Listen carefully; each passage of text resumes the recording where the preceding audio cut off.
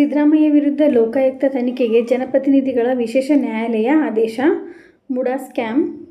ಮೈಸೂರು ನಗರಾಭಿವೃದ್ಧಿ ಪ್ರಾಧಿಕಾರ ಹಗರಣ ಪ್ರಕರಣ ಸಂಬಂಧ ಮುಖ್ಯಮಂತ್ರಿ ಸಿದ್ದರಾಮಯ್ಯ ವಿರುದ್ಧ ತನಿಖೆ ನಡೆಸುವಂತೆ ಜನಪ್ರತಿನಿಧಿಗಳ ವಿಶೇಷ ನ್ಯಾಯಾಲಯ ಆದೇಶ ನೀಡಿದೆ. ಮೈಸೂರು ನಗರಾಭಿವೃದ್ಧಿ ಪ್ರಾಧಿಕಾರದಿಂದ ತಮ್ಮ ಕುಟುಂಬಸ್ಥರಿಗೆ ಅಕ್ರಮವಾಗಿ ಬದಲಿ ನಿವೇಶನ ಪಡೆದ ಆರೋಪದಲ್ಲಿ ಮುಖ್ಯಮಂತ್ರಿ ಸಿದ್ದರಾಮಯ್ಯ ವಿರುದ್ಧ ತನಿಖೆ ನಡೆಸುವಂತೆ ಮೈಸೂರು ಲೋಕಾಯುಕ್ತ ಎಸ್ಪಿಗೆ ಜನಪ್ರತಿನಿಧಿಗಳ ವಿಶೇಷ ನ್ಯಾಯಾಲಯ ಆದೇಶಿಸಿದೆ. ಪ್ರಕರಣದಲ್ಲಿ ಸಿಎಂ ವಿರುದ್ಧ ತನಿಖೆಗೆ ಆದೇಶಿಸಲು ಕೋರಿ ಮೈಸೂರಿನ ಸ್ನೇಹಮಯಿ ಕೃಷ್ಣ ಸಲ್ಲಿಸಿರುವ ಅರ್ಜಿಯನ್ನು ಕೋರ್ಟ್ ವಿಚಾರಣೆ ನಡೆಸಿತು.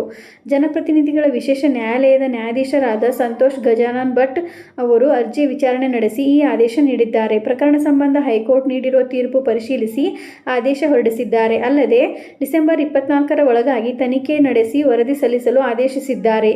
ಪ್ರಕರಣ ಸಂಬಂಧ ಮೇಲ್ನೋಟಕ್ಕೆ ತನಿಖೆ ಅಗತ್ಯವೆಂದು ಹೈಕೋರ್ಟ್ ಕೂಡ ಅಭಿಪ್ರಾಯಪಟ್ಟಿದೆ. ಹೀಗಾಗಿ ತನಿಖೆಗೆ ಮುಖ್ಯಮಂತ್ರಿ ಹಿಂಜರಿಯಬಾರದೆಂಬ ಹೈಕೋರ್ಟ್ ತೀರ್ಪಿನ ಅಂಶವನ್ನು ವಿಶೇಷ ನ್ಯಾಯಾಲಯ ಉಲ್ಲೇಖಿಸಿದೆ. ಇದೇ ರೀತಿ ಮಾಹಿತಿಗಾಗಿ ನಮ್ಮ ಚಾನಲನ್ನು ಸಬ್ಸ್ಕ್ರೈಬ್ ಆಗಿ ಮತ್ತು ಶೇರ್ ಮಾಡಿ. ಧನ್ಯವಾದಗಳು.